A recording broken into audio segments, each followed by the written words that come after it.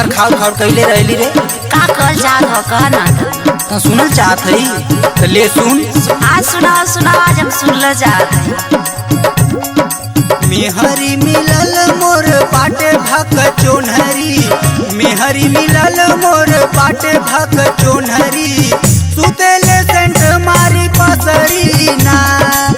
मेहरी मिलल मोर बाटे भक चोनहरी, मेहरी मिलल मोर बाटे भक चोनहरी, सुतेले सेंट मारी पसरी ना। अच्छा तब तो के बच्चों नरी लगत है ना। तो आओ ना तो बा तो सुना सुनाओ।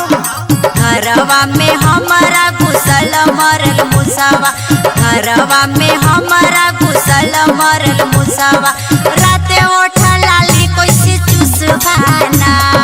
घरवा में हमारा घुसल मरल मुसावा, घरवा में हमारा घुसल मरल मुसावा, राते ओठा लाली कैसे चुसवाना।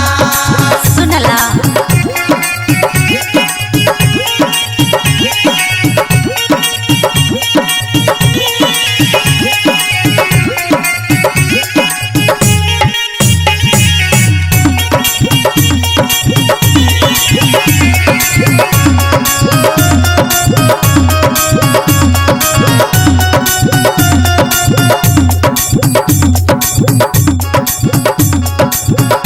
कारे तो के हरदम कुछ कहिला तो एकदम हरदम ऐसती रहेली।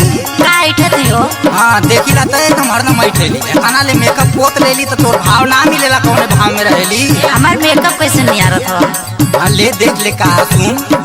सुनावा मना कइला पे हमरा से लड़ जालू हो, ऐलू नैहर लेके पूरा चढ़ जालू हो। नैहर लेके पूरा चढ़ जालू हो, आयु नैहर लेके पूरा चढ़ जालू हो। हाँ तो हम चढ़बे कर देखत ही का करेला। मना कइला पे हमरा से लड़ जालू हो, ऐलू नैहर लेके पूरा चढ़ जालू हो।